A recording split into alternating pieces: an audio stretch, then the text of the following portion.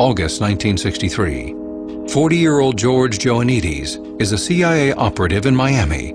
On orders from the agency, he is secretly financing and guiding a violent commando squad of anti-Castro Cuban refugees called the Cuban Student Directorate, and known by their Spanish acronym, the DRE, Lee Harvey Oswald, who at the time was living in New Orleans.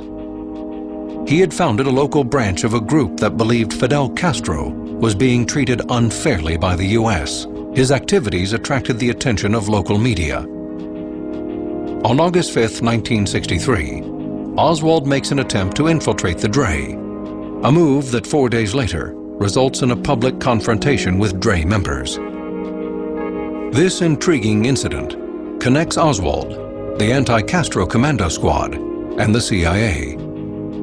The House Committee was familiar with the incident, but it never knew about the CIA's role in this tangled web of associations, for the simple reason that the CIA never told the committee about it.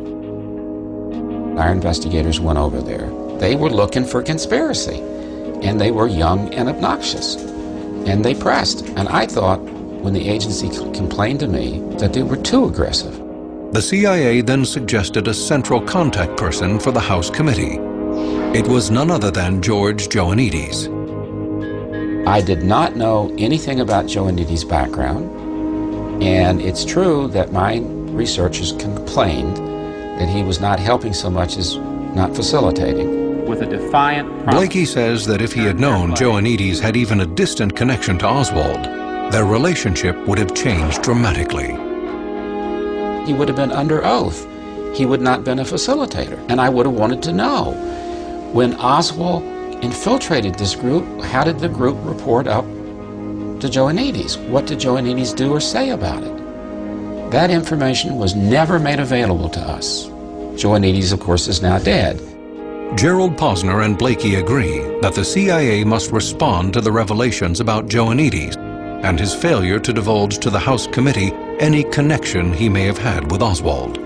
I don't know what their file said. Was he in a position to have stripped him? Yes. Was he in a position to have edited what got to us? Yes.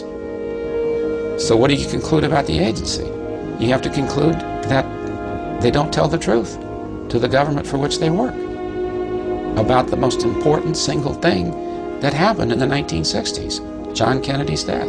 In fact, the full CIA file on George Joannides, the DRE, and Lee Harvey Oswald, a file that may clarify Jack Ruby's motivation, has never been released. And that's despite a law signed by the first President Bush in 1992 that mandated the release of all of JFK's assassination files to the Assassination Records Review Board.